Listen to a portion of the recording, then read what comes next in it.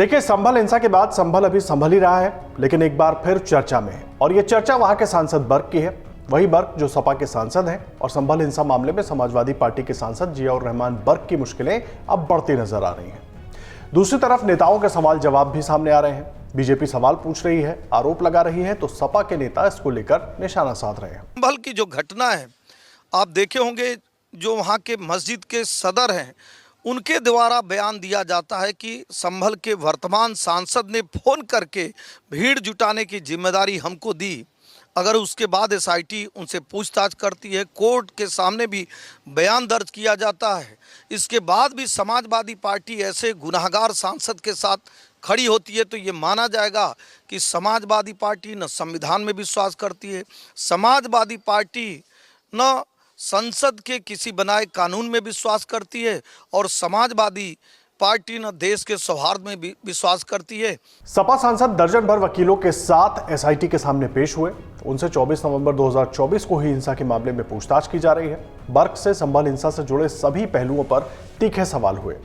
ऐसे में आखिर पुलिस संभल के सांसद जियाउर रहमान बर्क से क्यों पूछताछ कर रही है? पुलिस का जांच घेरा सांसद के इर्द गिर्द क्यों है? इसके साथ ही क्या क्या सवाल पूछे गए?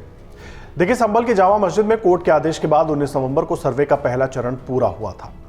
अंधेरा होने के कारण सर्वे अधूरा रह गया था। दूसरे चरण के सर्वे का काम 24 नवंबर को तय हुआ।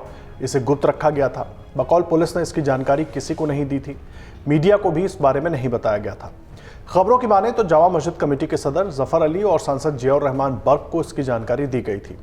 सर्वे टीम जब सुबह पहुंची तो वहां भारी भीड़ मौजूद थी। हिंसा भड़की और पत्थरबाजी हुई। पुलिस का कहना है कि सुबह 7 बजे इतनी भीड़ को जमा करने का काम सुनियोजित साजिश के तहत किया गया था। भीड़ को इसकी जानकारी किसने दी कि सुबह सर्वे होने वाला है? इसी के आधार पर पुलिस फोन रिकॉर्ड भी खंगाल रही है।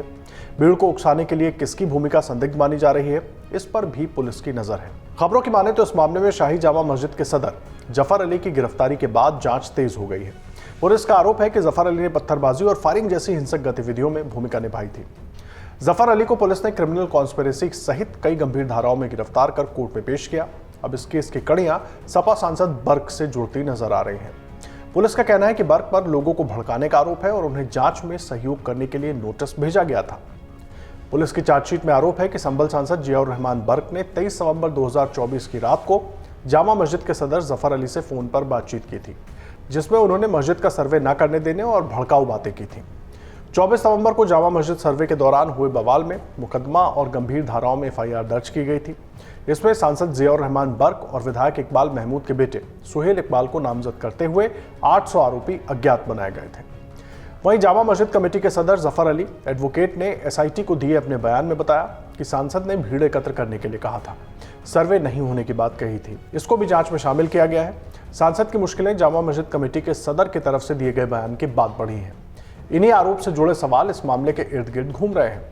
बहरहाल, एसआईटी के सामने जाने से पहले बर्क ने इस मामले पर मीडिया से कहा था कि मैं कानून और संविधान में विश्वास रखता हूं। तबीयत ठीक नहीं होने के बावजूद जांच में शामिल हो रहा हूं, ताकि किसी को यह न लगे कि मैं सहयोग नहीं कर रहा। उन्होंने दोहराया कि उनका नाम गलत तरीके से मामले में घसीटा गया है और वो न्यायपालिका पर पूरा भरोसा रखते हैं। तो स्टे भी किया था और जो इसमें सहयोग के लिए भी कहा था, क्योंकि मैं भारत का नागरिक हूं और सांसद भी हूं, इसलिए मेरी जिम्मेदारी है कानून व्यवस्था पर, संविधान पर मैं विश्वास रखता हूं और उसके साथ साथ माननीय न्यायपालिका पर मुझे पूरा यकीन है। बर्क ने उस दौरान साफ किया कि वो अपनी कानूनी लड़ाई जारी रखेंगे और उम्मीद है कि उन्हें न्याय जरूर मिलेगा। इससे पहले भी उन्होंने लोकसभा स्पीकर से मिलकर अपनी सुरक्षा और न्याय की मांग की थी। वहीं सपा सांसद ने सवालों के जवाब देने के बाद क्या कहा, यह भी एक बार सुन लीजिए। माननीय उच्च न्यायालय का जो आदेश था कि जो जांच प्रक्रिया है उसमें सहयोग करने के लिए जो मुझे धारा बीएनएसएस के 35(3) के तहत नोटिस दिया गया था आज की तारीख में, तो मैं बस अपना यहाँ सहयोग के लिए उसमें आया था और इन्वेस्टिगेशन अभी पेंडिंग है। उन्होंने जो सवाल मुझसे किए हैं उसका मैंने उत्तर उनको दे दिया। वहीं इस मामले पर संबंधित अधिकारी ने क्या कुछ कहा, क्या कुछ जानकारी साझा की, वो भी जरा सुनिए। देखिए, जैसा कि आपको मालूम है, अभियोग पंजीकृत है और उसी में एसआईटी अपना जो जांच कर रही है, उसी क्रम में आज उनको बुलाया गया था और उनसे पूछताछ करके उनके जो विधिवत उनके बयान दर्ज किए। अब देखना है कि एसआईटी की पूछताछ में कौन कौन से नए खुलासे सामने आते हैं।